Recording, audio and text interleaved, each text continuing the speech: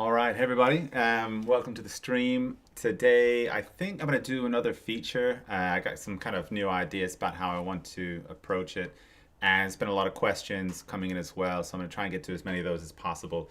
If I don't get to the question, you have to excuse me, because probably most of my attention will be actually on the drawing itself. I also have to really quick take care of a couple of technical things.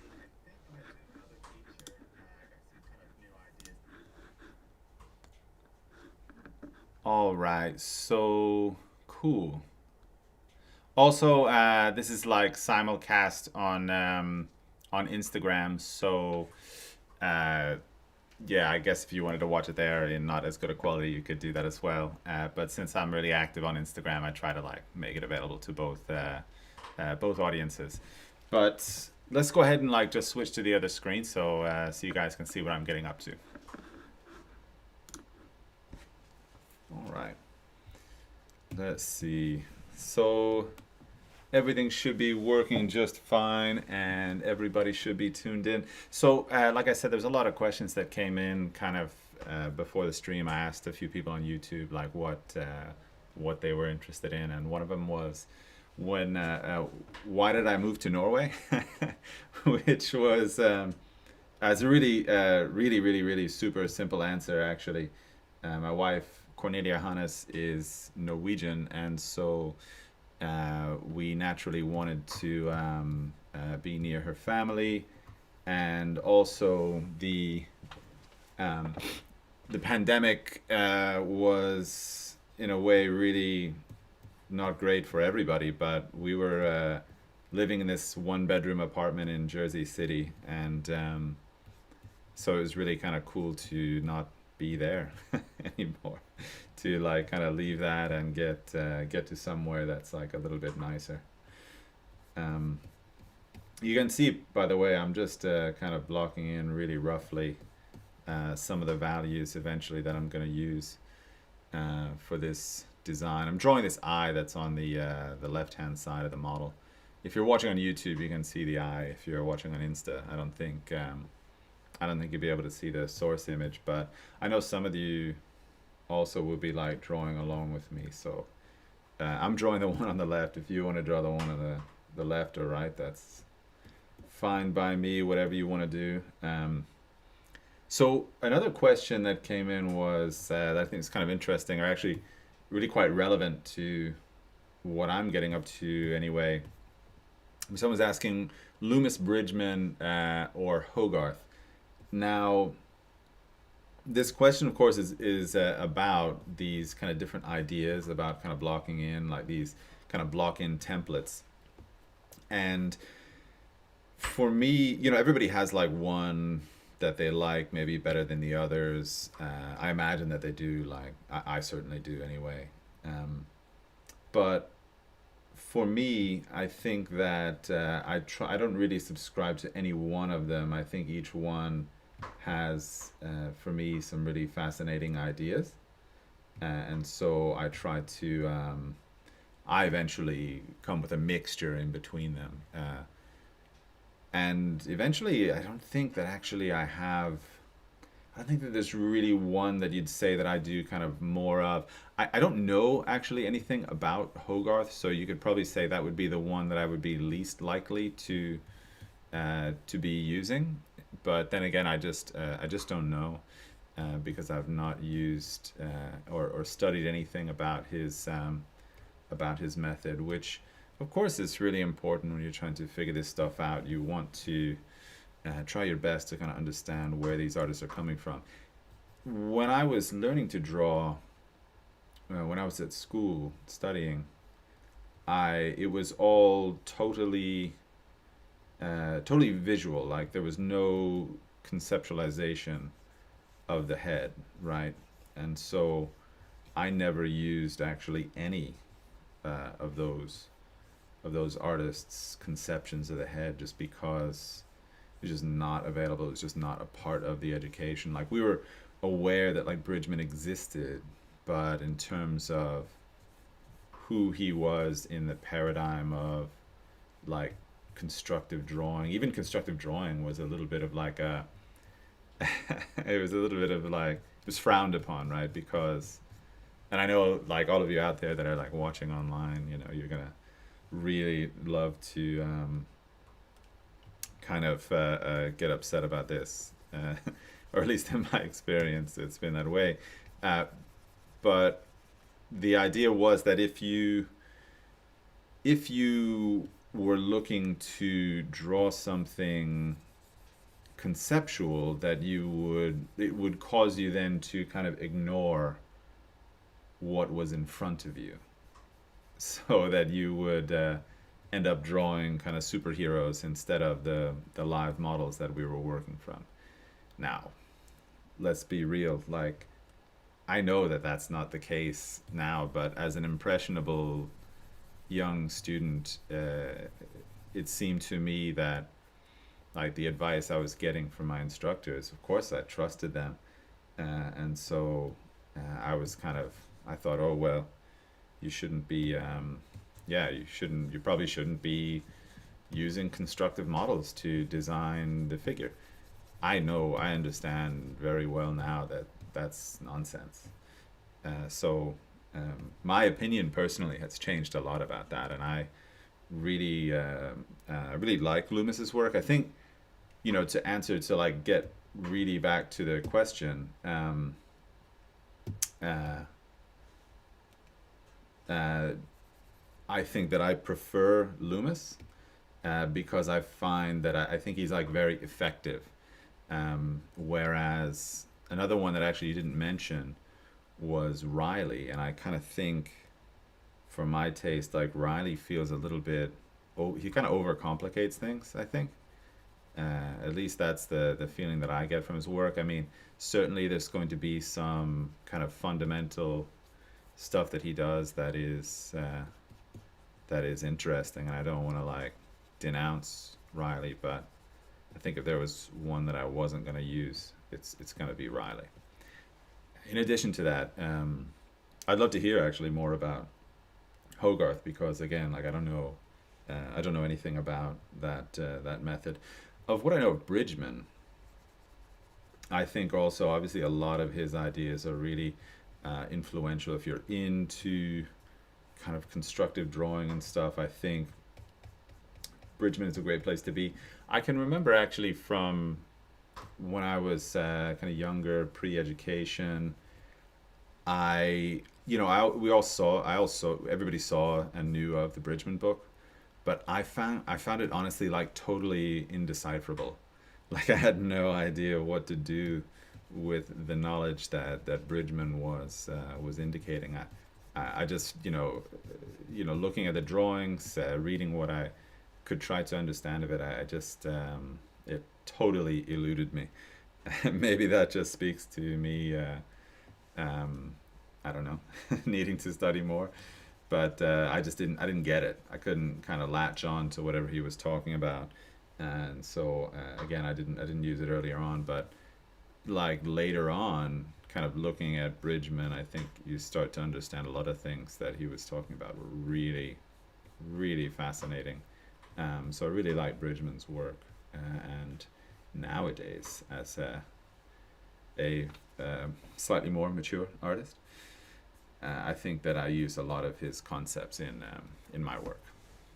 Let me just go ahead and like scroll down. There's been a lot more comments, and again, I know that I'm kind of missing some of them. Somebody was asking about like hard and soft edges, and how to know like when to do what in a piece. Hard and soft edges are a lot like values, in the sense that there is a scale present in the piece, and you need to identify where the hardest edge is in your drawing, and then you can know a little bit about like where the softest edge will be by comparison, and then also through that comparison you'll eventually understand like everything in between that, because you've begun to like understand what the range available to you is in that particular artwork. So it's all about a spectrum. Let's see. C. Langley is asking, would you start with a center line and mark the brow, the nose, and the chin and work from there? Um, or start with a basic length and width at the face before doing that? I kind of like to work with the idea of kind of the whole head at once. So I'm much more prone to kind of block in like the top and bottom of the head, and then whatever kind of shape the cranium is in, and a little bit probably even the jawline before I go and indicate the center line. Now this is a little bit kind of contrary to the kind of Riley idea, but I think that it's more aligned with that than it is kind of different than that. I just don't go through the whole like draw a sphere thing. You can see like looking at this little sketch here, how quickly you can get to a face with or without kind of using Riley. So I mean, that's essentially that right there is like a quick and sketchy kind of Riley head, just minus that kind of circle with the minimum axis and whatever on the side of it. All the ideas you're trying to express are the same. The things that I like about Riley is that in general he's there to I think help you try to see the head in 3 dimensions, because I think that we have maybe a tendency, I think we do have a tendency to look at the head as a kind of much more flat entity than maybe we should, given how important it is to understand like the dimensionality of something, right? If you don't establish the head as being 3D, then it's simply not gonna get there.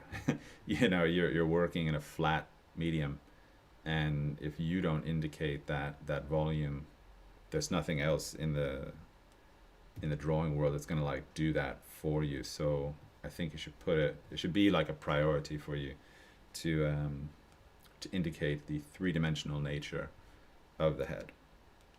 Hope that helps. Let's see. Someone's asking how to prevent patches in the skin while blending with a stump. What you're talking about there, I think, is just technique, and always, practice is going to help technique. Unfortunately, that's not like a really satisfying answer. Like you'd like to say, oh, well, you do this thing, and then that won't happen. But I think there's a lot of things like that where it's just we just need to get a little bit better at the actual technique of using that stump if we're going to kind of avoid that. Hope that helps.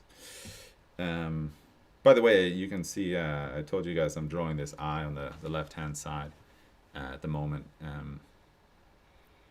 Let's see. Prana Gupta is asking how to differentiate between sketching and drawing.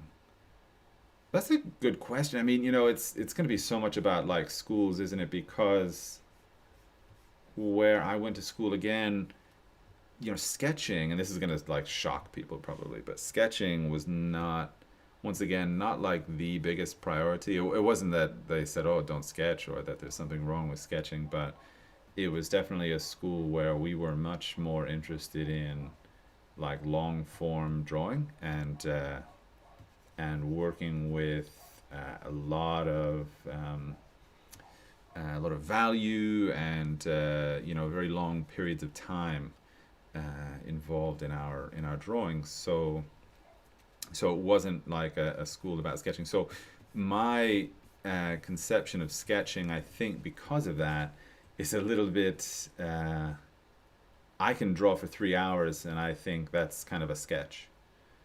Because for me, like a finished drawing, even like nowadays, a finished drawing takes me maybe 9 hours, depending on the subject. So to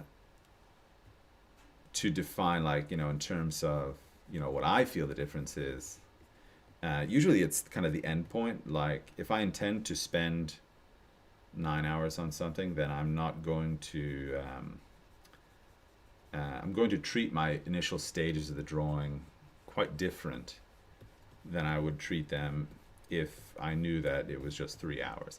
Like with this sketch here, you know, I'm being like really rough and really fast for, you know, like I said, what my particular inclination about drawing is. So for me, this is about as sketchy as it gets. Yeah, but I hope that kind of answers your question. C. Langley is asking, do you think there's a downside to working too small, such as A5, when practicing block ends? Well, is there a danger to, you know, I think that this question, and you know, of course I get a lot of questions about choices in terms of, like, you know, in your education, like what to do and kind of when to do it. My opinion in general is that I think so long as you're drawing, I think that you're probably going to be doing the right thing, which is just, that's like, sounds like such a simplification. But I guess what I mean to say is that you'll get like a lot of advice, you know, you should draw like this way, you should draw big, you should fill the paper with your drawing, like it should all be done in this really kind of particular way. And then inevitably, like if you hang around the atelier scene long enough like I did, you will hear the opposite advice, and you'll see people doing a really good job. So does that mean that like the advice that they had was wrong? Like that, oh, you have to draw this way because that's the way to get good? No, I mean, I think there's a value in it. It's just I would be aware of any kind of absolutism, right? Like, oh, you know, if you draw this way, this other thing will happen. I think there's likelihoods, you know. I think that if you're always drawing small, you're not necessarily going to progress in terms of, you know, other scales of drawing. So if your intention eventually is to draw quite a bit larger, then yeah, I think there's a danger to kind of blocking in too small. I think you should try and maybe work a bit more at the scale that you want to be at. But you know, it's not an either or proposition, I don't think. Hope that kind of helps out your search and your understanding there. By the way, am I doing any good with this eye? My goodness, what am I doing here? I'm like totally just like kind of going around in circles. All right, what about some more questions? Let's see. Oh, that's an interesting one. We Are the World is asking, have you ever tried photorealistic drawings? I think when I was back in college, I was quite fond of Chuck Close. I thought his work was really cool, and so I'm sure that at some point, you know, I tried to like draw or paint like a big head, you know. Does everybody know Chuck Close's work? If you don't, it's definitely like worth checking out. I mean, I think Chuck Close is probably one of the more interesting, you know, 21st century realist painters. I mean, it's photorealism, so it's not exactly what I do, but I think it was kind of interesting in what he did, and I'm sure that a lot of you out there would probably dig his work as well. So yeah, I probably tried it. I don't think I was particularly good at it, you know, in that, you know, it just wasn't like, and this is interesting too, because you're not like made for one discipline, you know, it doesn't necessarily mean a whole lot. I probably would have been a really like average photorealist painter. I don't think I would have been like all that good at it, but in terms of the kind of realism that I practice, you know, I think eventually I got pretty good at that. So, you know, I think there's always like a place for you if you're hardworking and you're, you know, willing to put in the time. You'll figure out a kind of place to fit into this kind of artistic career that we're all in. Yeah. Hope that helps. guess this eye is kind of coming along. I think when I started doing like digital sketching, I kind of thought, well, I'd like to do things that were a little bit more simplified in a way, like almost a little bit more graphic, right? Like I almost wanted to, I don't know, I don't want to say like I wanted to like draw cartoons, but I wanted to do kind of like line drawings and things. But eventually, the call of value maybe it's a little bit too it's a little bit too strong for me to deny. Um, Kind of goes back to something I was saying actually in the live stream I did yesterday. You know what you train for, like the kind of work that you train to do. That's going to be the kind of work that you do. You know, where we get pretty tied to, I think, you know, what we learn, and so, you know, if you want to be an animator, you really got to study with. I think you really got to study with animators eventually.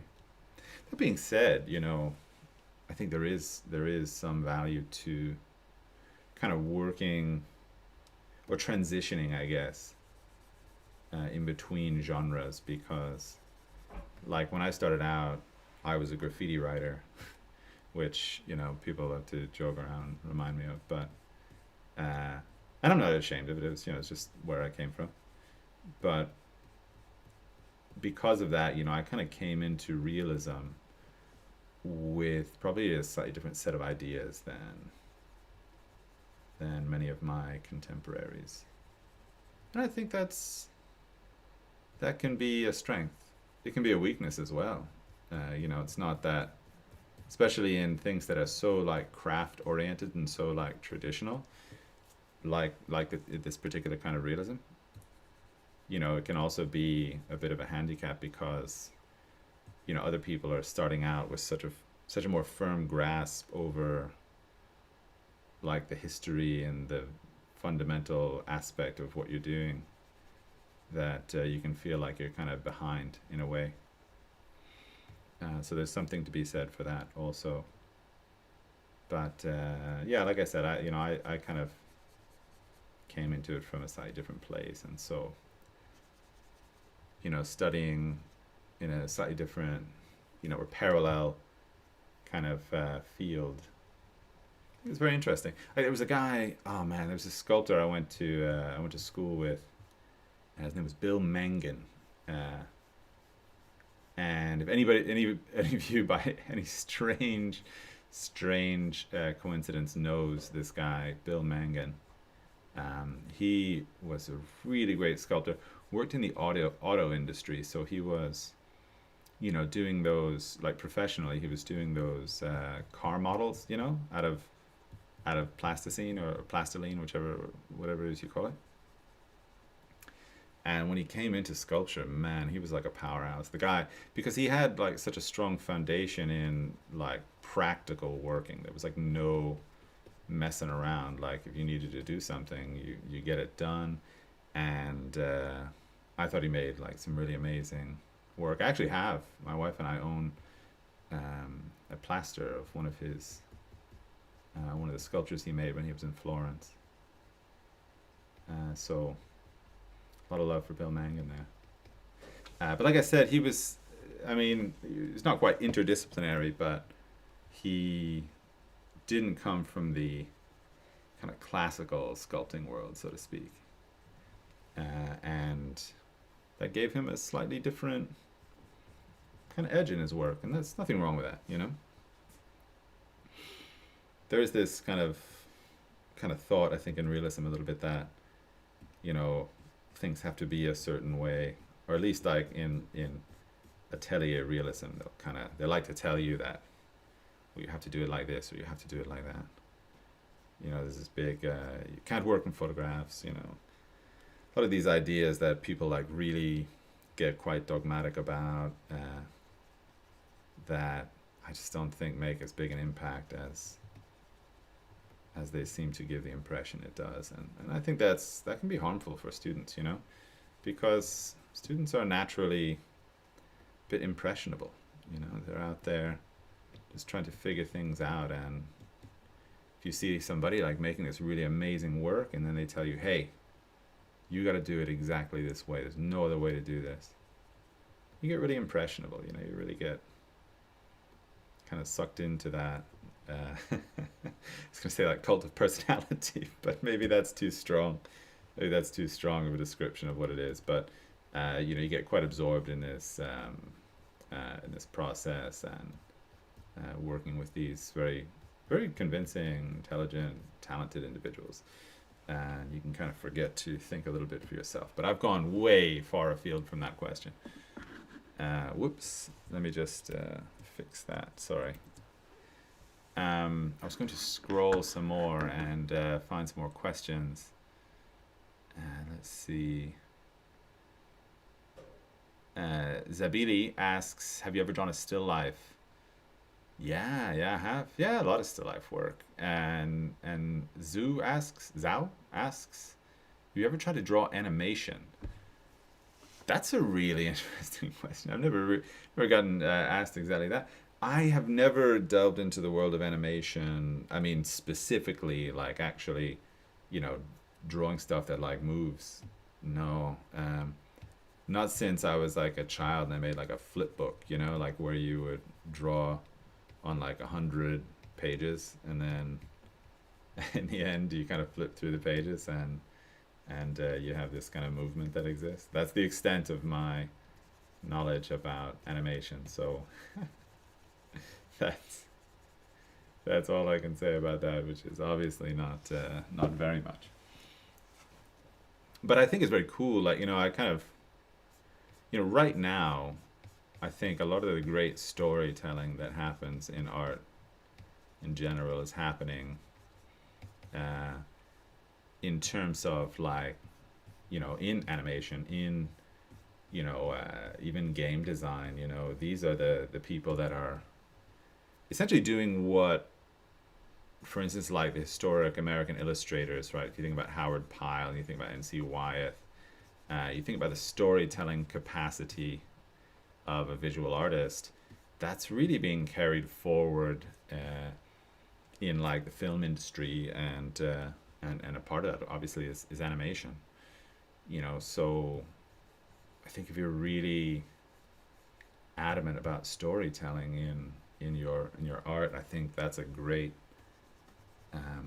source of inspiration and education would actually be the film industry, probably more so even than studying art history. I don't want to be too bold and say like, oh, you know, study the film industry and not art history. That sounds a little bit too extreme, but suffice to say, I think there's some great storytelling taking place in modern filmmaking, and obviously a lot of amazing composition, because you know it matters if they sort that out. You know, I think it's something that I'm not going to say I miss, but like something that I admire probably about people that work in the film industry or in professional animation studios and things, that they really have ultimately a lot of pressure. And you know, if they don't deliver, if their story doesn't work, then it matters. You know, like people you know, I'm not gonna say like people lose their job, but like, yeah, like it really, there's real consequences to them sorting out these visual problems, where, you know, not to diminish it, but for like a kind of freelance 2D artist, like if I try and do some animation of like, I don't know, King Lear or something, and I don't get it right, nobody gets fired. You know, so it's that pressure that I think is like, you know, it's pretty impressive that they're able to kind of, you know, work in those conditions and so on.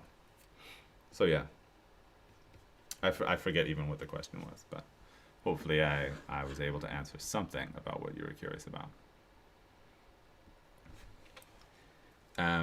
KNZZ is asking, I have been trying to learn anatomy for a while by myself, but I can't seem to be able to convert it to other styles like in cartoons or anime.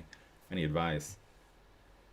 Well, you know, of course, I'm not going to be able to give any advice that is too deep about, applications in terms of like animation, but I can tell you, from my experience teaching anatomy, that it is something that I think is so important, and I always try to focus on this in my classes. I think sometimes to my students' dismay, but I was always under the impression that for an artist, like for a visual artist, it's more important that you can draw anatomy than that you can recite anatomy, right? So the typical anatomy class that I went to when I was a student would be that you'd have the teacher up there, and he or she would tell you about a set of anatomical forms, features, etc. It would show you these brilliant diagrams that they had drawn, and you look at them and go, wow, that's really like, it's amazing drawings. It was so cool. And then at the end of whatever, like the hour-long, 2-hour-long lecture, then we would draw for about, like, I don't know, like 15, 20 minutes, like focusing on obviously what, the lesson of that day. And eventually, like after my year of anatomy, like so you take this course, the syllabus is like a year.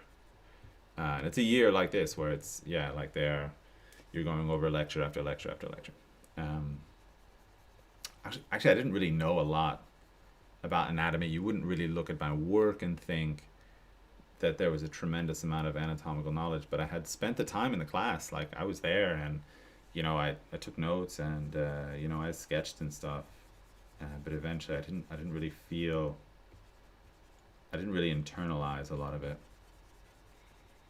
And so eventually, like I kind of educated myself about anatomy just by, and this is by the way, if I was like really savvy, I would have like been on all these online sites where, like this great anatomy lessons, like proco.com and stuff, where like you can go study a lot of anatomy just for free with that guy. It's amazing site, and a really cool guy as well. So that's kind of a bonus. But I eventually, like I said, I kind of, studied it myself and learned it myself, and I learned it through drawing.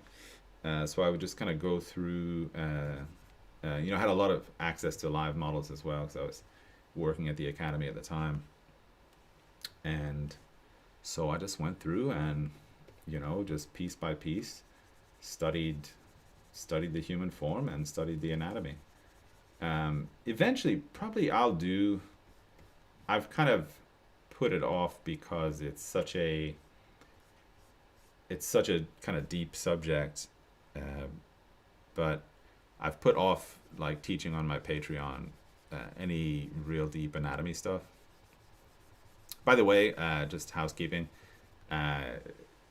if you guys are like interested in my work and you want to know how to do what I do, I have a Patreon page which has like a lot of knowledge, over 100 hours of tutorials there, that are all, really made with the student kind of assimilating concepts in mind. So if you are interested in that stuff, you can try out a lot of it also just for free on my website, stephenbaumanartwork.com.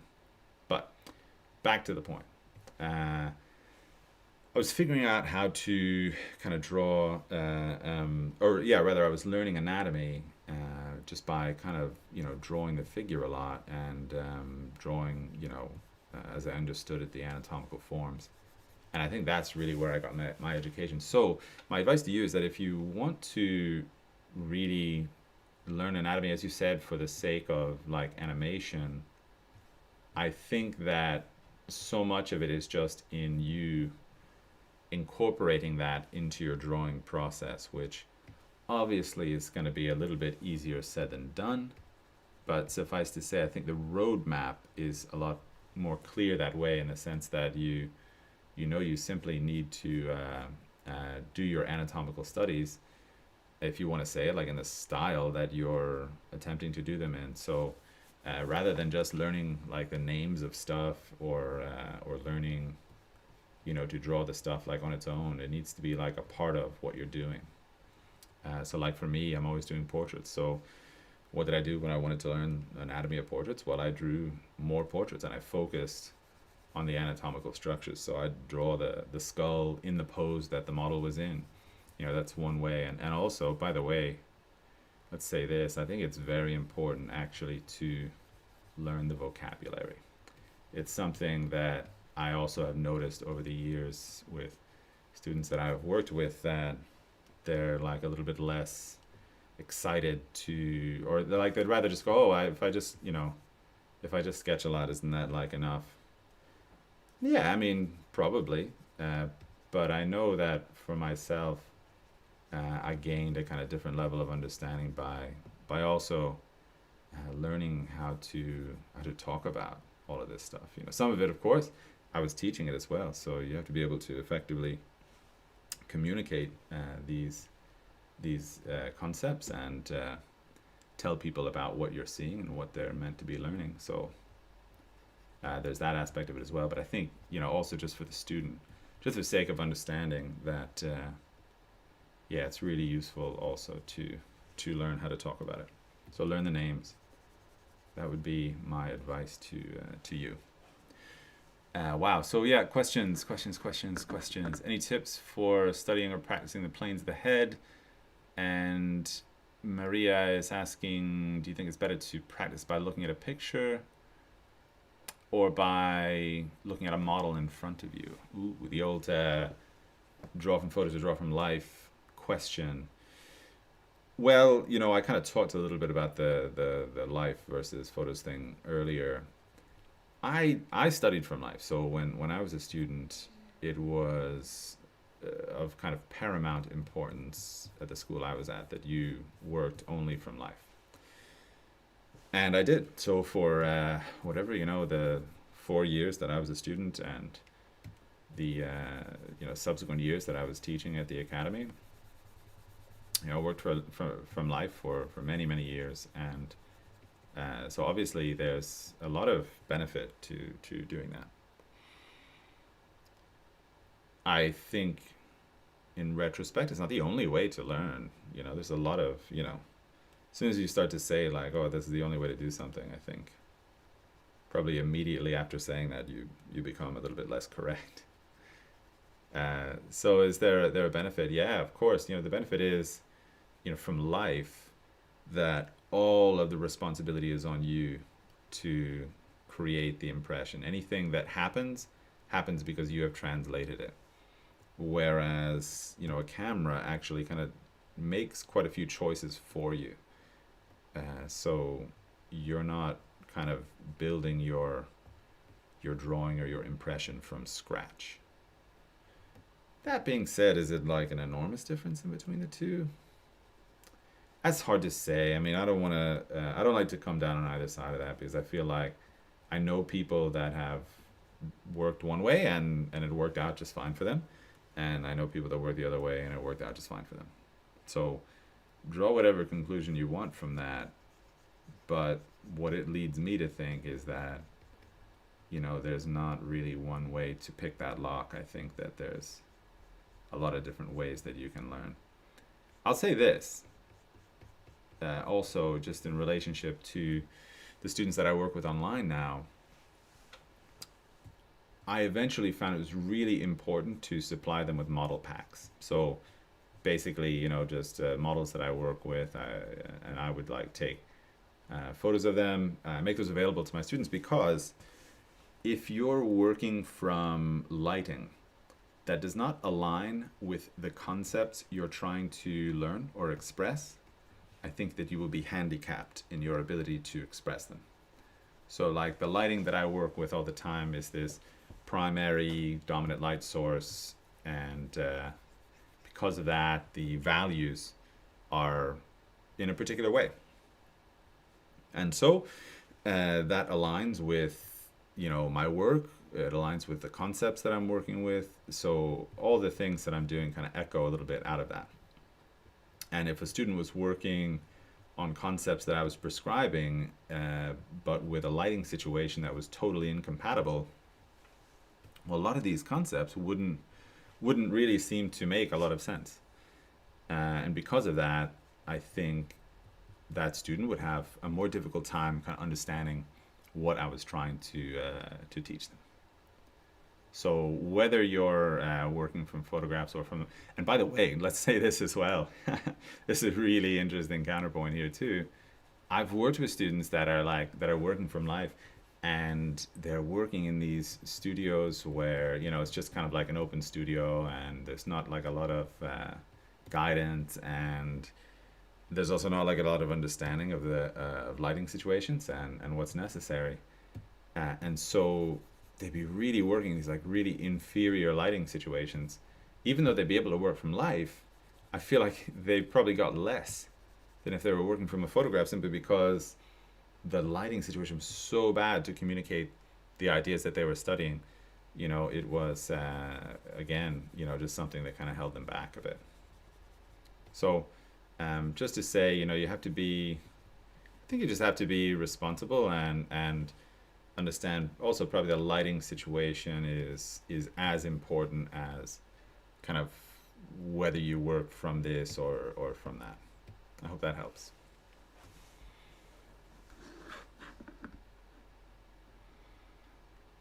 Let's see.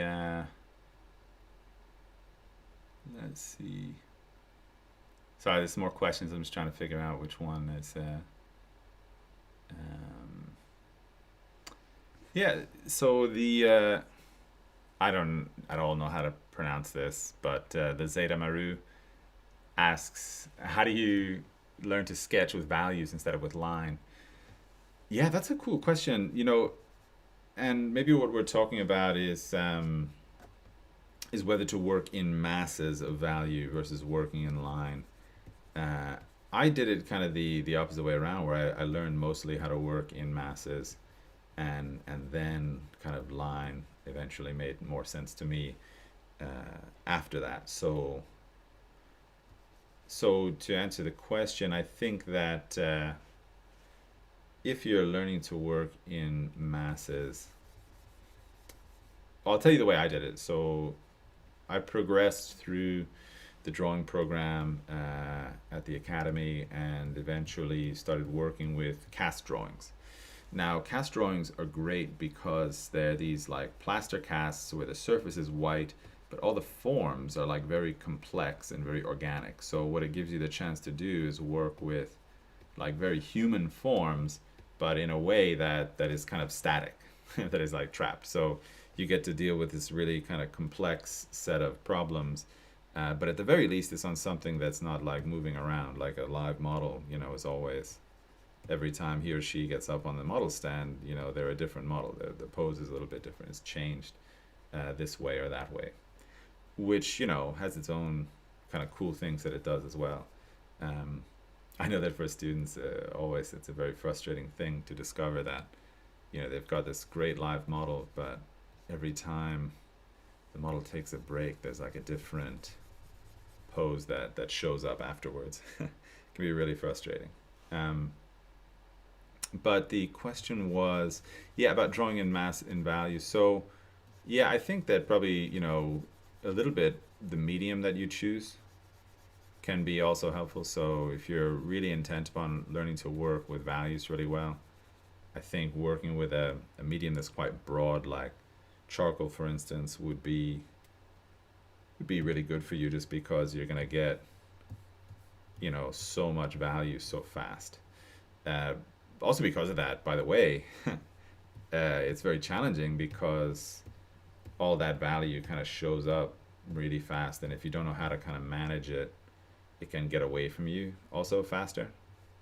So there's going to be like drawbacks as well, but I think in the end, you're going to gain as much as you lose by working in charcoal as well.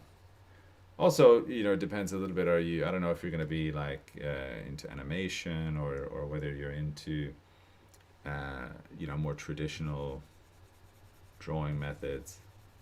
But I mean, if you're working on Photoshop, just big brushes, and again, like, make sure that you have source imagery, or the subjects that you're studying are conducive to like showing you about those ideas. Yeah, so I guess we're getting to a pretty decent place with this eye. I'm not gonna say it's great, but it's somewhere.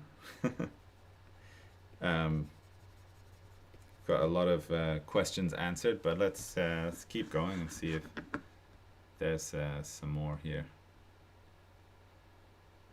Prerna Gupta is asking when there will be places available in my one-on-one critiques on Patreon. That's tough to say. You know, maybe once or twice a month there's one that will come up. Maybe Todd is asking, did it take 75 hours for you to finish the drawings at the Academy? Well, the specifically, yes, but let's also say that the poses that the models would take, right, at the school where I studied, were it would be a 5 week pose, and they would pose for 3 hours a day, and so that was, yeah, 5 weeks, 3 hours a day, 5 days a week. So that meant that essentially that you would get about 75 hours per long pose. Now that was in the model room. So if you were working like on a personal project, like a cast drawing or a portrait, then you could take sometimes longer, sometimes shorter. So that you would maybe work on a, for instance, let's say you're doing quite a complex bark drawing or something, you could manage to work on that for 4 weeks, 5 weeks sometimes. So it could take up to 75 hours. So a lot of drawings, yes, that I did were about 75 hours, which I know, like on the outside, it sounds like really excessive, but of course you got to understand, you know, the level of detail and fidelity that we were after was so high that, you know, 75 hours, you know, this is a funny thing too. When you started out doing drawings that took 75 hours, you'd kind of be a bit incredulous, like thinking there's no way that it's going to take me 75 hours to do this. And so you'd be like pleading with your teachers, like, oh, please let me do, like, put me onto a different drawing. Like I've done everything that I can do to the drawing. And eventually, like over time, the opposite would occur. We'd be like, 75 hours wouldn't actually like seem like enough to get the work done that you had to do. So, you know, it's a bit of a like a change in mentality there, which is good, you know, because you do want to be, I think as an artist, you do want to be patient. You want to have that capacity to spend time when you need to, or even know when you need to spend time, because, by the way, not every drawing kind of merits that you spend 75 hours on it, you know. Paintings as well. I think eventually, like, a healthy painting process, it's just my opinion, right? This is kind of my opinion, it's an average. I think a healthy painting process, you probably don't want to spend more than like 4 passes on an oil paint, so like 4 dried layers on an oil painting. Now, this is because of the particular way that oil paint dries, and the kind of layering process, and all the implications that that painting many layers on an oil painting can have. There's a lot of different ways you can do that, and a lot of variables, but like the way that I paint, which is relatively direct, I think that you probably wouldn't want to have more than 3-4 layers. That can vary, like I said, depending upon kind of what your process is. But the way that I paint, if I did like, you know, 75 hours worth of layers, which is, you know, going to be quite a lot of layers, then I'd probably be risking to, you know, make a surface on my painting that was not really the safest thing for the future. You know, like, you want your oil paintings to last a long time, especially if you're a professional, you're putting them out there on the market for many thousands of dollars. You need to be able to tell people, like, this is going to last for X amount of years, and if your painting process is not very sound, then you might not be able to say that exactly. So art with Aditya is asking, do we really need an art teacher to learn art? Well, I think that you probably need a drawing teacher to learn drawing, whereas maybe artwork, we can say that maybe that's a question that is more general than I would want to answer to specifically, right? So, like we're talking about learning to be an artist or create artwork. It's such a broad topic that I can't say that you need a teacher to do this or you need one to do that. But I'll say that learning to draw and paint without a teacher is considerably harder than learning to draw and paint with a teacher. So I guess you can make of that what you will. Let's see. JD Anarchy is asking, have you ever tried pastel pencils? Uh, well, kind of. I used Derwent makes these kind of pastel looking pencils, and I used the kind of grayscale version of them, and I thought they were pretty cool. I used them because I was trying to get this particular effect in a drawing, and I just couldn't quite get it with just the charcoal that I was using. So, or at least I felt I couldn't get it with the chocolate I was using, and so I kind of switched to these Derwent, or I used them along with vine charcoal that I normally use, and it had some cool effects. I thought it was all right, but I've never done, strictly speaking, like a pastel drawing. Not for lack of like thinking it's interesting, but and we all know this, right? Like every new kind of discipline that you get into has kind of a learning curve, so you really got to make sure that you want it when you get into it, because you're going to have to kind of spend the time to figure it out. And I never had exactly that desire with pastel.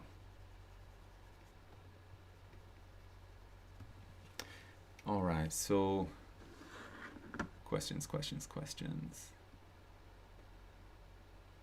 Let's see.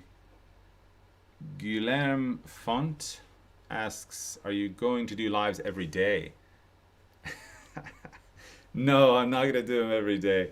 But I think that what I'd like to do is I'd like to do them maybe once or twice a month. Maybe have a schedule to do them, so that all of you out there can kind of expect when they are coming, and you can show up with your sketch pads and your questions, and we can kind of get down to some really interesting conversations. So I think that's my plan, and I think it's very doable because I've got the time these days, I have the gear to do it, and I think it's just kind of a fun thing, nice way to kind of reach out to everybody, because making the tutorials that I make, it takes obviously like a lot of time to do that.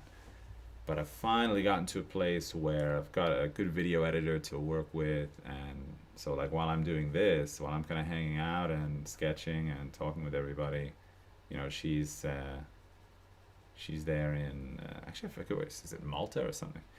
But she's wherever she is editing while I'm doing this, so I think it's a really nice trade-off that allows me to do stuff that I enjoy a little bit more, and still make the tutorials that are part of my Patreon page, that are like the reason why everybody's here anyway. So kind of yes, yeah, I intend to do a lot of them, but maybe not every day. There'll be eventually like a schedule maybe. Alizer asks, in my opinion, what is the best way to practice? This is a cool question, actually. It seems like it's a pretty like simple, how do what's the best way to practice? But there's a great workshop that is given by a couple of friends of ours, my wife and I's friends, George O'Hanlon and Tatiana O'Hanlon from Natural Pigments. It's a workshop called Best Painting Practices, in which they endeavor to basically just describe what the most archival version of making an oil painting would be. Not that you have to make paintings that way, but just scientifically speaking, what could you do if you wanted your painting to literally like last forever? I think it's such a cool concept for a workshop because, there's so much then that you can kind of unpack from that. It's a great starting point, for learning. And so kind of what you're asking is like, what are the best student practices? Like, what would you do if you were trying to optimize being a student? And that's something, by the way, that I've been working on for a really long time. Is basically trying to figure out a way to best help people getting better at this stuff. Because it's kind of it's a really like difficult territory, and there's a lot of, you can feel like a lot of times like you're wasting your time if if you're working and you don't feel like the progress is there and stuff. So there's a lot of meat on that bone, so to speak. But I think that and there's probably more of it than I can really just describe in one answer during a live stream. But I can say this: you have to give it time and repetition. The thing that I feel like for online students, one of the hardest things or challenges that they face is that you can always kind of move on to the next thing. It's really easy to do that. And just like with the anatomy question I was talking about earlier, or somebody's asking, well, what's the best way to learn anatomy? Well, you have to learn it as a practice. It is not something that you can just learn theoretically. Drawing is also not something that you can learn theoretically alone. It's a practical science, and so it needs to be in your hands. You need to be able to do it, not just talk about it or not just hear about it. And because of that, it requires like a lot of repetition. Like a metaphor that gets used all the time talking about this is that when you're learning to draw, you're kind of learning to play the scales. Like if you were playing piano, you would learn to play the scales, and then eventually that would help you to learn to be like a piano player properly.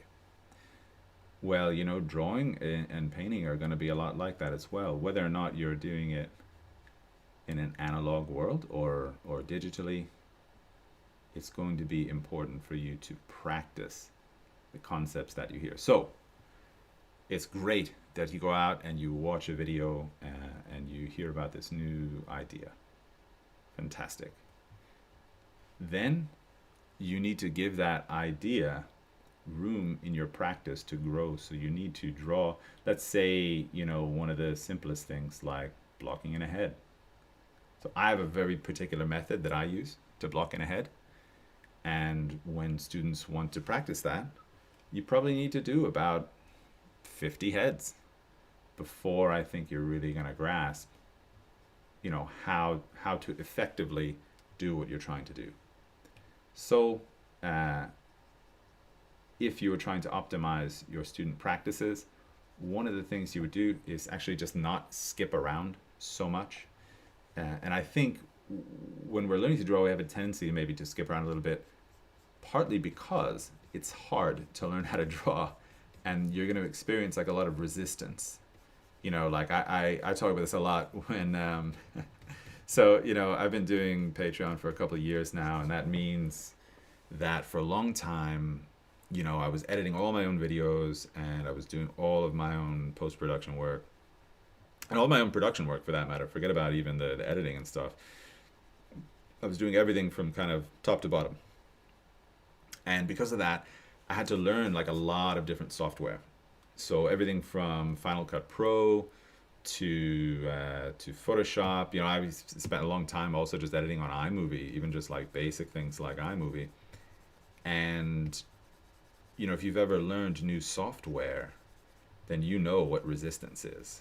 Resistance means that you're up against something, trying to accomplish something that you do not know how to do, and you're coming across pitfalls in that endeavor that are really slowing your progress, and you don't know how to fix them, and so you get really, really frustrated, or I get really, really frustrated, right? I remember when I was kind of learning, certainly Final Cut Pro was like, whew, yeah, I got some gray hairs over learning Final Cut Pro for sure. But in the long run, I needed Final Cut Pro to work, and so I got over the hump eventually, which you will as well when you're kind of working on these working on learning to draw and things like that. There will be a point where you get a little bit over the hump, so to speak, and that will be a very gratifying time. But you're not going to get that if you just switch on to the next thing that seems like a little bit easier. Like when we first start something out, I think it's not that hard. Like the first head you block in, you probably go like, oh, okay, that's kind of hard. But then, you haven't really gotten into the deeper parts of it. In fact, it's a great quote by Degas, right? Like everybody knows the artist Degas. He said that painting is something, and he's talking about representational painting. Painting is something that is very easy if you don't know how to do it, and very difficult if you do. And obviously I put a lot of stock in that. I think that this is a very true thing. Before I knew how to oil paint, in a sense, like I would just kind of go through, and it was, I don't know. I mean, I wouldn't say like that I felt necessarily that it was easy, but I felt like certainly it was not so complicated. My capacity to see how complicated it was greatly diminished by my inability to even really understand the essence of what was going on. So the more that you kind of learn, the bigger the gap in between what you should be doing and your ability to execute kind of becomes. And this is something that I think is talked about a lot, certainly when I went to school. But this idea that the gap between your ability to recognize things and your ability to execute things, right? There's always this gap. You always kind of know a little bit more than what you're able to express, and that's actually, just the mechanism that drives you forward. This knowledge that, oh, I can do this a little bit better. It's actually a good thing, but it's also a frustrating thing. And again, to become an expert, you need a lot of time. And it's not just time spent, and this is maybe getting to the crux of the point here. It's not just time spent drawing, because drawing as a mechanical exercise, really, you could say all drawing is the same. You just put the pencil on the paper and you go, right? Like that's drawing.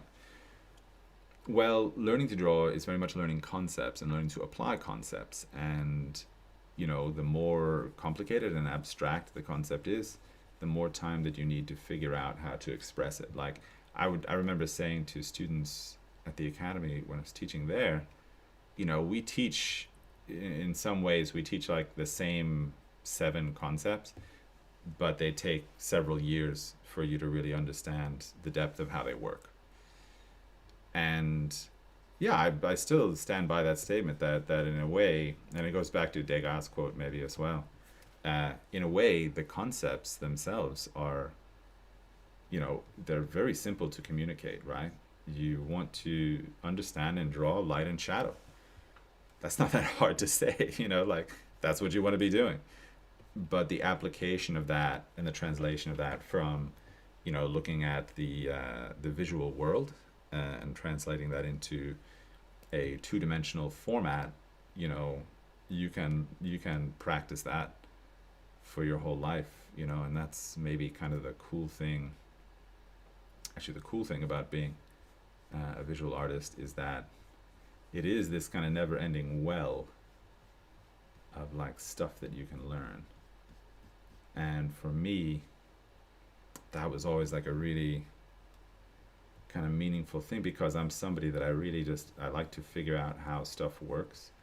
And, that part of my personality really obviously gels well with what my responsibilities are as an artist, right? Like I need to figure out how to actually practically make something work. And obviously as a teacher also, figuring out how to communicate in the clearest way for students also how something works. That's something that I feel like I can kind of work on forever in a way. Like I've got a job that will not that will not ever I'll not ever come to the bottom of it, right? Like that. Oh, well, I've figured everything about that out. There's always going to be like some new corner to turn, and I kind of very much look at that as a blessing. If I think, because of course I would get devastatingly bored. I think if I ever thought I totally figured out everything about drawing and painting, if there was nowhere else to go. So there's so many questions. There's not a way in the world that I'm gonna get to all of them. So yeah, even if we went on for another like however many hours. How many hours have we been going? I have no idea. But yeah, if I'm gonna miss a lot of your questions, so I'm very sorry about that. But I'm gonna keep going and just chat about them, and we can see what comes. Let's see. What is the most difficult lesson that you've learned, and what do you appreciate the best? I love landscapes. Portraiture is what I do. That's Louis D'Antonio is asking that. So, um, what do you appreciate the best? The most difficult lesson I've learned. Wow, I mean, in a lot of ways,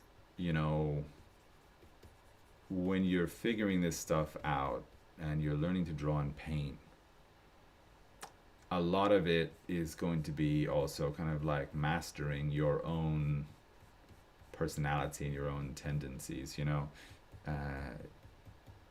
do learn a lot about who you are through the challenges that you face. And like I was saying earlier, like learning to draw and paint is not easy, and you encounter a lot of periods of frustration, very intense frustration. And in those periods, you're going to, I think, learn a lot about how you react to struggle. And sometimes that's not going to be good. You're not going to react well all the time. Goodness knows that I did not react well always to the pressure and a feeling of a lack of progress, and all the different things that you face when you're studying. So what I think I appreciated most, or like the lesson that I appreciated the most, and I mean, maybe I'll talk in the present tense, like what I appreciate most now. I think I learned eventually to be a lot more patient with myself. That I'm a little bit of like a progress junkie. Like I need to be like growing and moving, or I feel very stuck. So I'd be doing these really long form projects, and sometimes you just come into the studio and you're like, has anything happened in like a week? Like I can't even see in my drawing anything new that I'm encountering. And it gets really, it can get really bleak, And eventually I just had to figure out, that, and maybe I didn't even figure it out as a student. Maybe it took me longer than that. But that whether like I was really frustrated and angry, or whether I was totally calm, I would probably be making just about the same amount of progress. And so it really benefited me greatly to just chill out a little bit, and obviously like work hard. I'm not saying don't work hard, but I'm saying your mentality when you do it should be one where you have a little bit more patience. I find actually that like older students tend to have a little bit more of this, actually, because they've actually kind of learned how to learn things in their life, and that's its own kind of skill. when I was a kid, when I was younger and I was studying, I didn't really know. I wasn't like a really great student. I didn't know how to be like super patient and diligent and a lot of stuff like that. It was all stuff that I had to kind of figure out along the way. Um, and because of that, I struggled. So the lesson that like I said, I think I appreciated the most was just figuring out how to master a little bit my emotions while working. I mean, master. That's probably an exaggeration. I'm still a very emotional person like everybody, but just learning to stop yourself from being like too critical when it's not helpful to you. Right. So let's see. All right. Questions. Have you ever taken any classes with Marshall Vandruff? No, but I think from what I know of Marshall, he's a really really super knowledgeable guy. I'm sure there's like plenty that I could learn. In particular, I heard this, that he's putting together a course on perspective, which I think sounds really, really interesting. But he's really making the perfect perspective course. So I think it's like taking a little while to produce. I hope I'm not like lifting the lid on anything that's like secret there. Probably not. But I heard that he was doing that, and that's definitely something I'd take a look at if I was like looking for perspective lessons. Like he seems like a really kind of nice, chill guy, and yeah. So no, I haven't actually taken any courses with him, but it's not to say that I wouldn't do it. I think that he's probably got a wealth of information stored up, and I'm sure that anybody would be very fortunate to be able to study with him.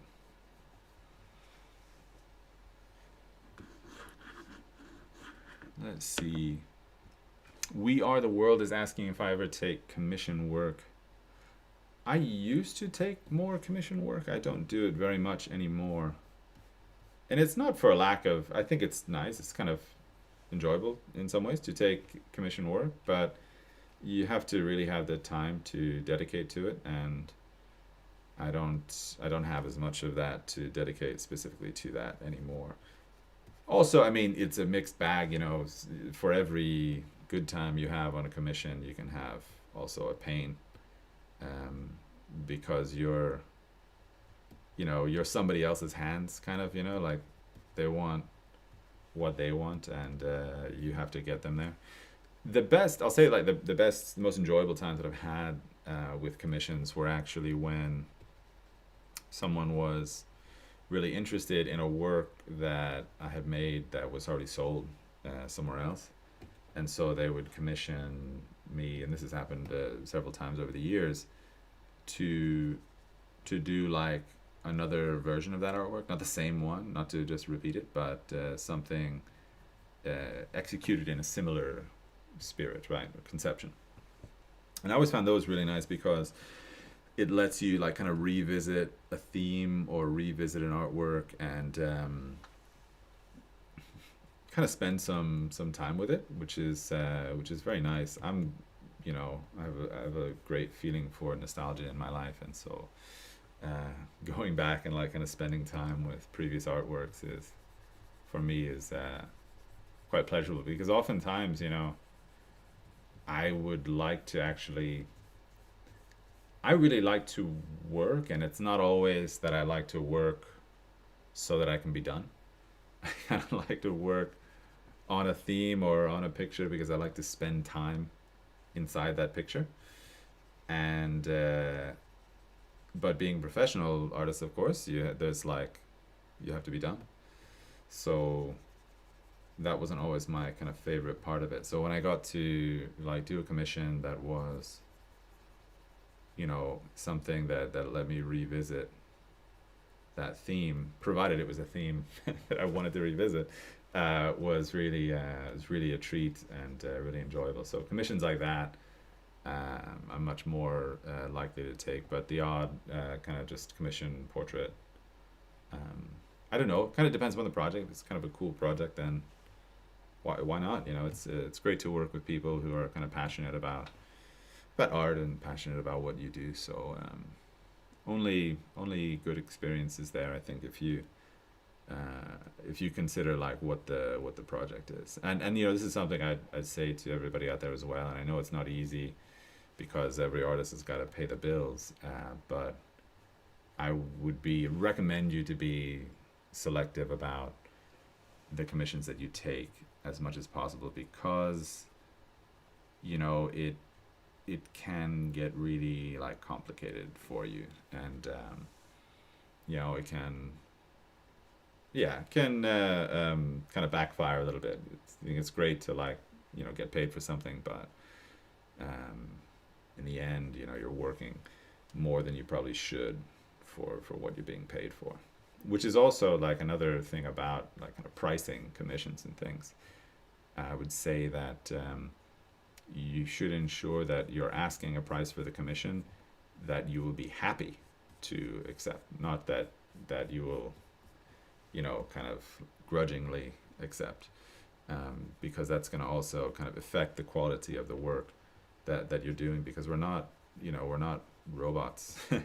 You know what I mean? I'm sure robots will eventually overtake us in terms of making portrait commissions.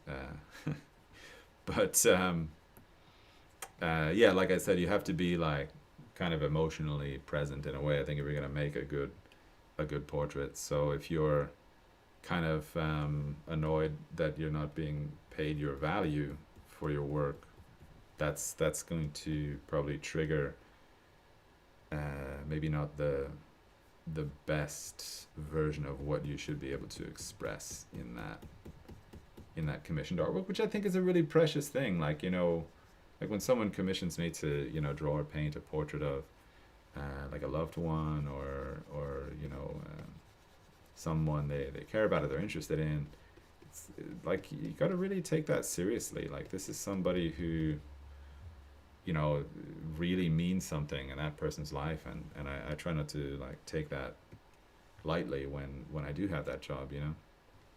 And so again, like the idea of in the back of my head thinking like, oh, you know, I took this and I'm not getting really paid what I should be paid, and it's like a kind of a burden on my time, you know, that is going to affect your performance for sure. And I know it's not that simple, because, you know, sometimes maybe you got to take that commission, but if you can be selective, I would definitely suggest it. Yeah. Okay, yeah, so I took a really long time with that. I'm not going to get to all these other ones here. So Catherine Manor is asking, my teen daughters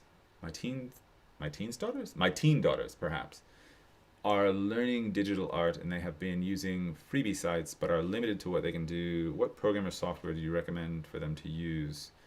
They're talented in it. And then there's a comment from Gorgoth1, who actually knows my tag from back when I was a graffiti writer, which I guess this guy must be from Miami. But so in terms of like kind of working with digital software, I mean, this is just I'm not the biggest digital guy, so just take that with a grain of salt. But I'll give you my opinion based on like my experience with just kind of learning and being in an industry where, you know, like software is relevant, right? I would try to learn with whatever the industry standard was. So I think that probably everybody that's doing, as far as I understand it, everybody that's doing digital work is kind of mostly painting on Photoshop. I'd probably recommend that you have them learn on Photoshop. That way, the skills that they build are translatable to their industry. Because let's say, like, you know, like I did this for a while. Like I was, you know, just working on my iPad, and so I would use Procreate, which is like an iPad app. It's okay. It's not bad. I think a lot of people do use it. I think even a lot of people that work professionally will use it as like a shorthand for some of their projects. But eventually, it's not the industry standard. It's not what people are really using. And so to do other stuff, I eventually had to switch to Photoshop. Like what I'm doing right now, I'm working on this 24-inch Cintiq. Well, Procreate's a mobile app. I can't work on a Cintiq with Procreate, as far as I'm aware. And so, like all the skills that I built up using Procreate, I just have to like let it go and start working with another software completely. If I'm going to kind of proceed in the way that I want to, right? Because the cool thing about this Cintiq is it allows me to like record this in 4K. So like eventually, like I can stream in 1080p, which is what this stream that you're watching right now is in 1080.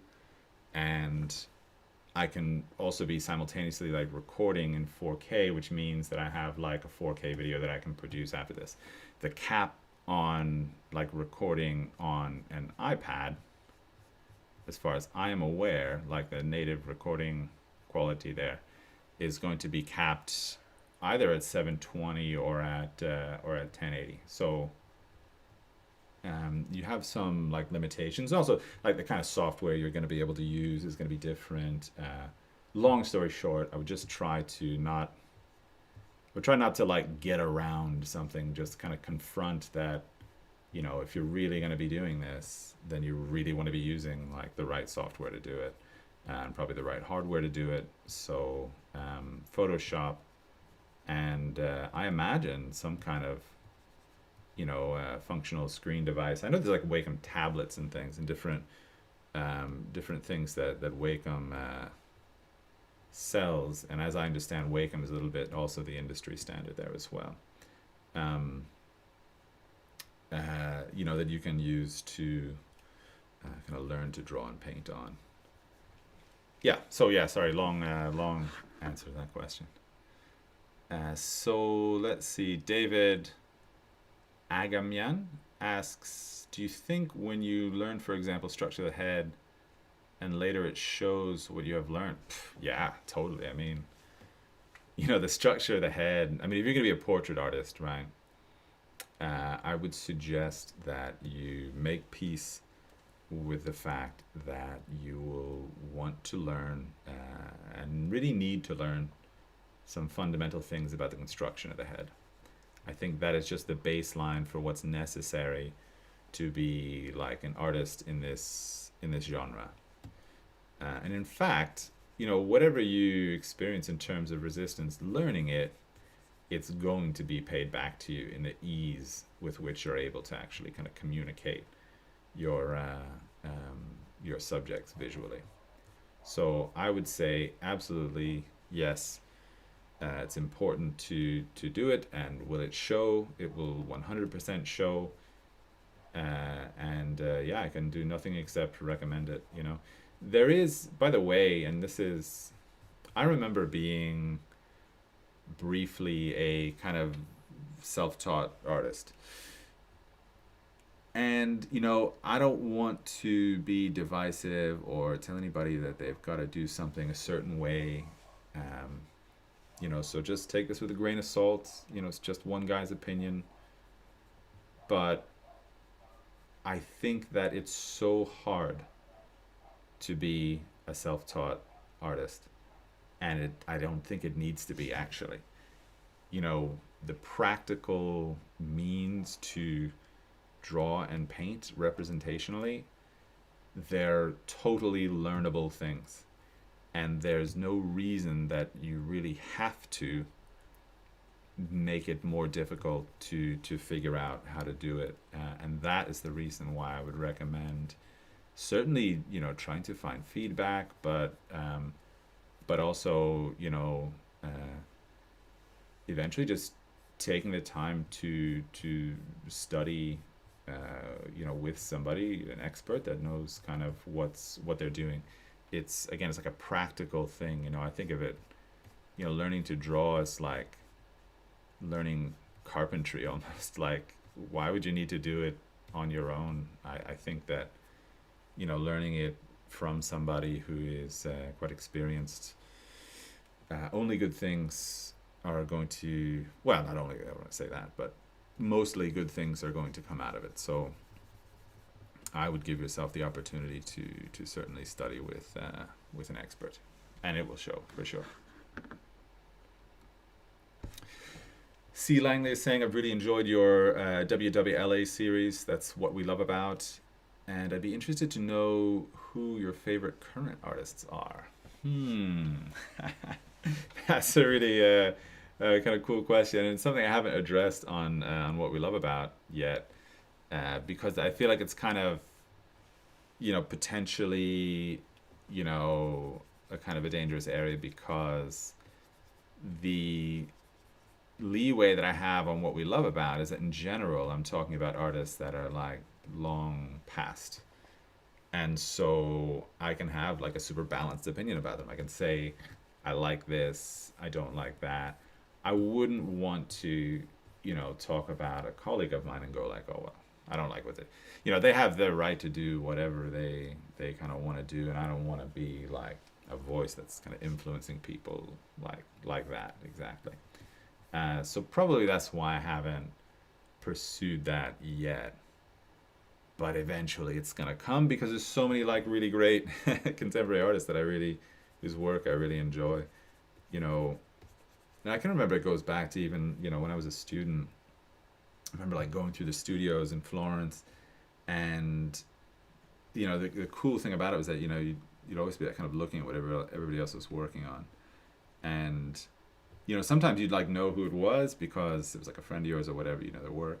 But you'd be visiting other studios and you go, God, I don't even know who it is. So it's this kind of like mystery game of like, whose work are you looking at? And I remember actually, my wife Cornelia Hannes, her work, I remember seeing it at the Advanced Studio. This is when I was, by the way, it's when I was still at the Intermediate Studio and she was at the Advanced Studio. Seeing her work, I'm like, oh, it's very cool, and eventually figuring out that it was hers. This is long before we were together, but so she is one contemporary artist that whose work I quite enjoy and admire. Other people that I think are out there doing really cool stuff.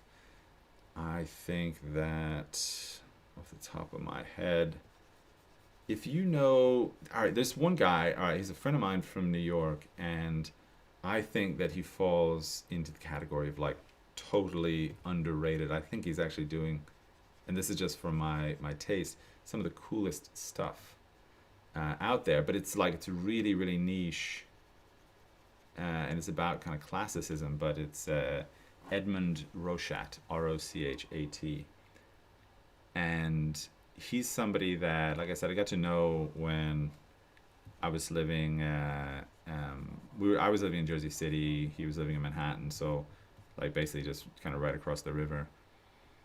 And I worked with him quite a bit because he took over for me at the academy in terms of like teaching anatomy there. So when I left that job, he kind of picked up the reins and was working there. That was when there was an academy in Jersey City. It doesn't exist anymore, but so his interests are all like, it's all very deeply classical stuff, and it's not that I'm like such a classical guy, but I just think he's really kind of tapped into that vibe, and I think he's got such a kind of strong sense of himself in his work. So Edmund Rochat, I think, is really a really fantastic artist. So the list could go like on and on. I don't want to be, the thing I fear is that I mention somebody and not somebody else, because there's so many, so many of the people whose work I really like, I know them, and anyway, I don't want to sound like too partisan. But Eddie Rochat and Cornelia Hannes, I think, you're not going to go wrong checking out their work, and also somebody I've really admired for a long time, always, and used to work with her, was Amaya Gurpide. She's another one who's really, really just fantastic. So if you have the chance to check out her work, I would definitely recommend that. Really, really, really amazing drawings and all that good stuff. But I'm gonna have to come back to that. It's like there's like such a long list, and maybe I'm caught off guard by the question, so I have to come back to it when I think of more of them. Let's see. So Vijay Yaraj asks, is it important to have strong drawing skills before moving on to shading? Well, in terms of doing what I do, absolutely it is. I always like to kind of preface this, answering questions like this by saying, it just depends a little bit on what your goals are. And that's not to like kind of cop out from the question, but I just know that like there's a lot of, it's a very diverse group of people out there that could be watching this, and if your goal is, you just enjoy painting, and and I've taught workshops, over the years where, some of the people in the workshop, they're just there because they kind of like to, they're not like wanting to be a professional, and, they just kind of want to enjoy painting and learn to do it a bit. So for people like that, should they be like hardcore, like taking drawing classes and really like killing themselves to learn to draw really well? No, I mean, it just depends on what your goal is. But if you're intent upon being a professional, I do feel like you will really benefit from learning to draw well. Beyond that, you have to or not. I think that most of the freedom that I experience, that I feel when I'm working, is because I know how to draw really well. So I'm not really intimidated by any subject. Like I might I might do a bad job sometimes, but it's not for. I mean, if I just like kind of focus and really get to know the subject and what I'm doing, I feel like I can get to just about anywhere I need to go in terms of drawing, and that's because genuinely because of learning to draw really well, not paint notwithstanding. Oil paint has its own set of challenges, and they're many and diverse. And if you learn to draw, then eventually you'll probably want to address that as well. But I think that if you have learned to draw really well, learning to paint is going to be a much more pleasurable experience for you than if you never learned to draw very well. So it's really a kind of choose your own adventure. If you want to have a good time, a more pleasurable time, probably learning to paint, I would say spend some time, figure out how to draw really well, and then you can thank me afterwards for the advice. All right.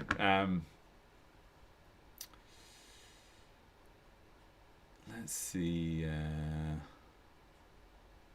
Someone, Timo is asking, what's the app that you use? This is a Photoshop.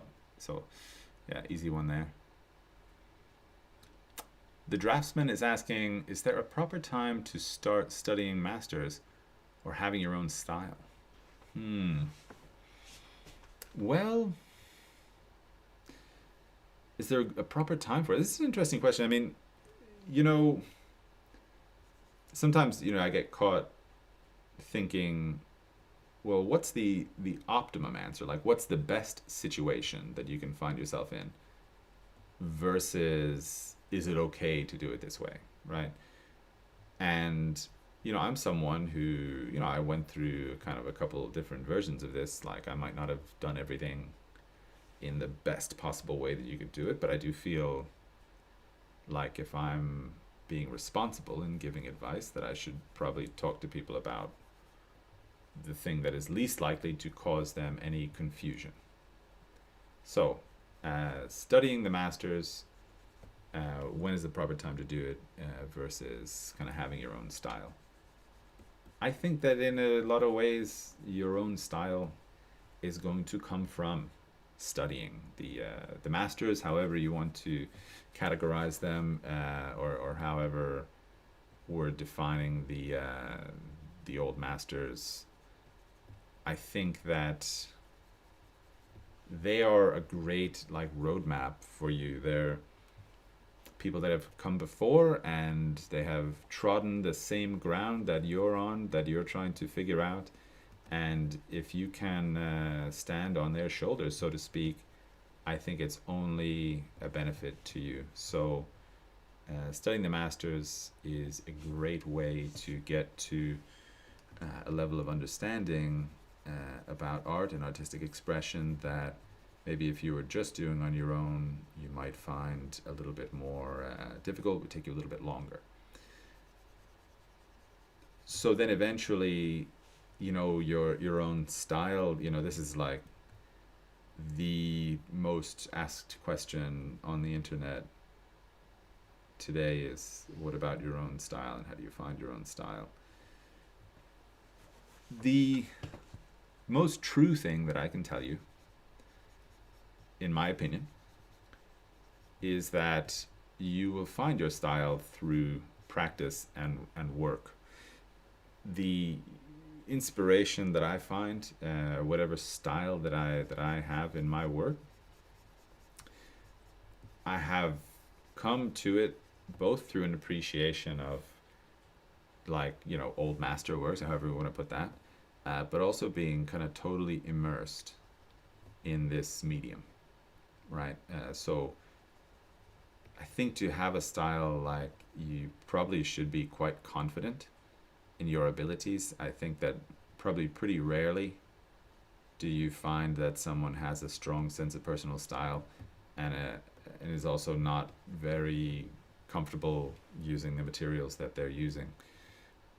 So I think you're going to find it best in the practice of kind of doing it.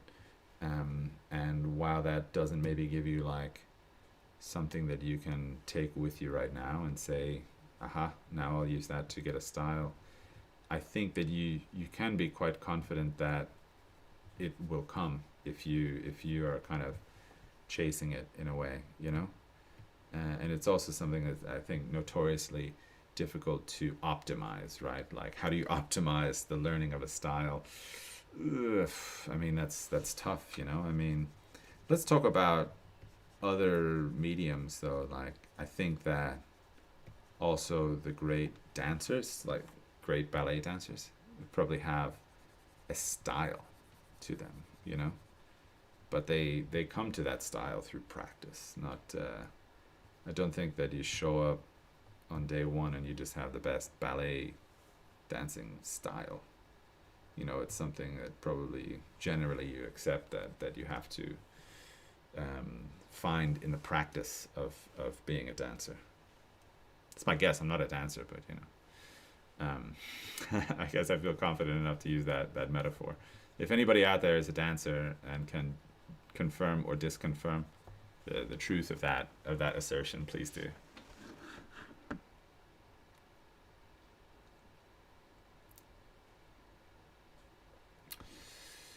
Let's see.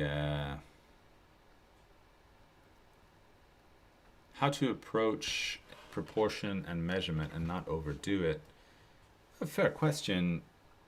I'm not sure what overdoing it would constitute, but I guess maybe like being overly conscious of it and maybe not accomplishing your drawing because you're so concerned about measuring. Well, like anything, you know, I mean, I don't. It's too generic to just say, well, you need to practice it if you're going to get good at it. I mean, I think that's everybody knows that, everybody understands that aspect of it. So I will try to dig a little bit deeper in terms of answering that question. But let's see, where do we start with talking about how to not overdo measurement? Well, I guess you got to figure out like what technique you're going to use.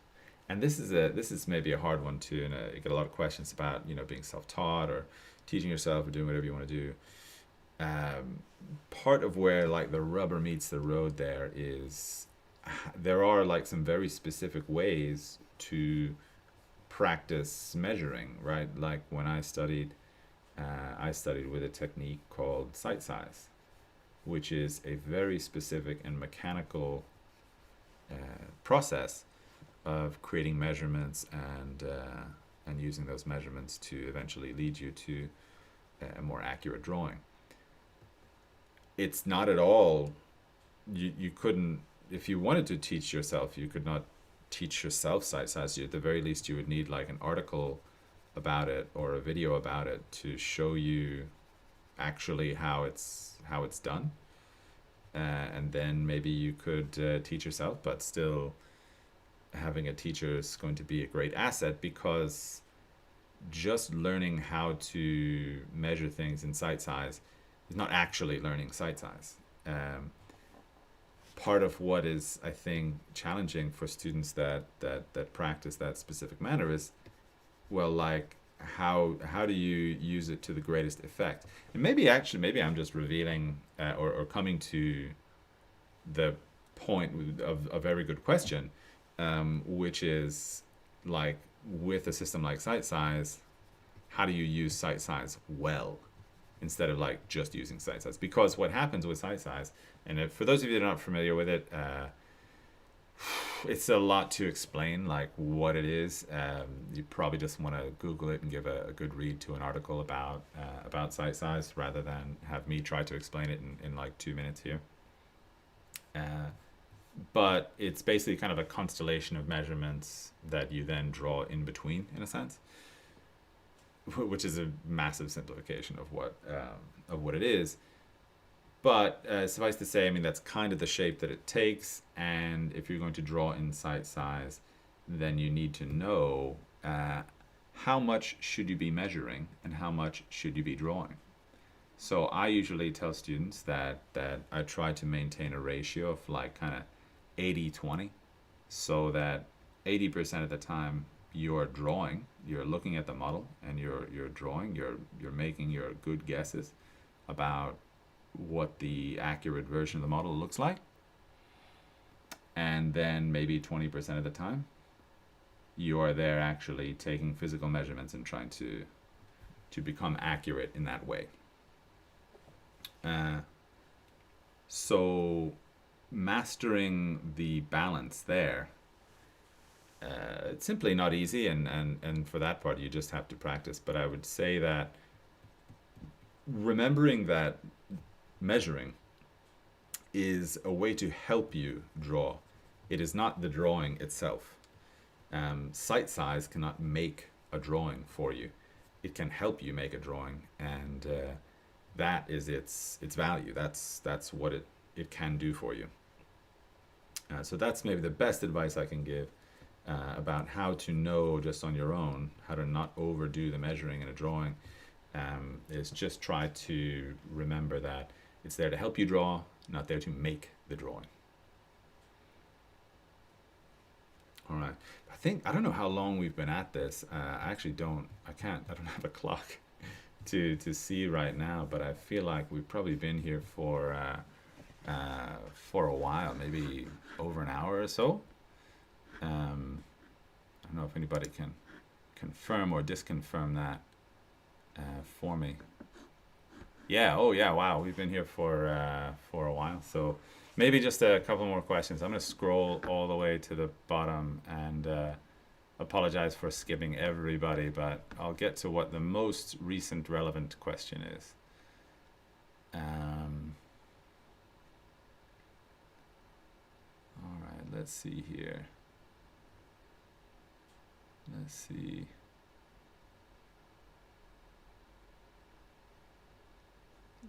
Do you have any tips for drawing in oils?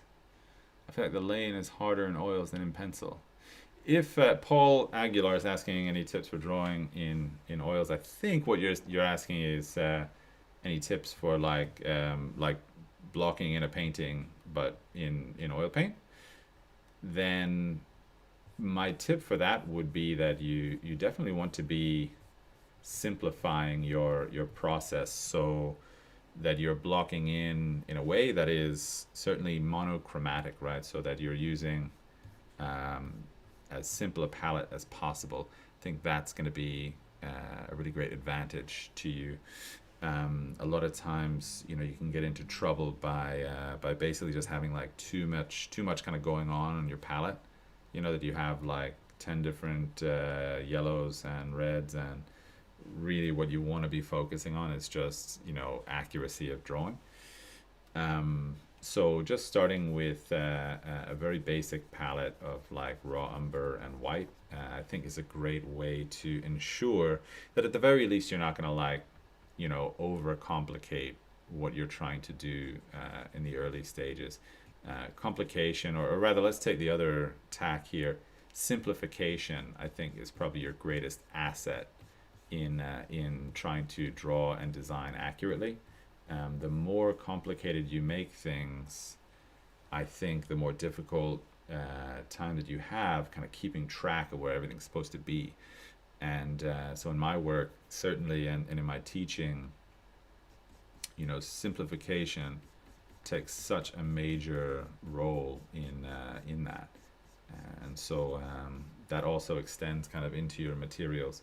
If your kind of materials are a little bit too like baroque, like you just have too much going on your palette, probably you're gonna incur some difficulties there. So I would just say, at the heart of it is keep it simple, but that has many different kind of outcomes in terms of how to keep it simple. One of the ways you can keep it simple is in terms of materials.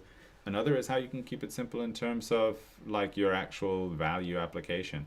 You know, we talk about, there's this kind of, you know, this idea that I think is not everybody really grasps it so well, and I understand that, but the idea of like simplifying the values when you start out, so that you have that you start out with a drawing or a painting where there are 3 to 5 values instead of using all the values. I think probably the difficult part about that is that you need to know what values are, I think, really well in order to understand how to simplify them. And I also think that's a little bit of a kind of blind spot for people who haven't studied properly. But anyway, long live stream. I've had a great time answering all these questions. I know that there's just as many not answered as I got to answer. Let me just switch cameras for a moment here. Whew. Right. So once again, I just want to say thank you to everybody for showing up. There will definitely be more of these, though they will not be every day. I'm sure of that much.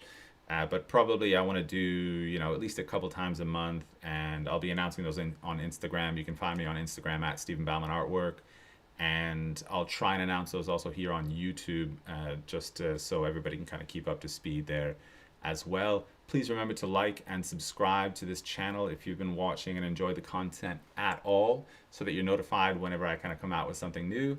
And also, if you're really interested in kind of in-depth portraiture tutorials, you can find those on my Patreon site. There is there's links on my YouTube channel and stuff, but it's patreon.com/Stephen Bauman Artwork, and for $5 or $10 you can access like over 100 hours of tutorial content in oil, in pencil and graphite, you know, and also like a lot of free content there as well.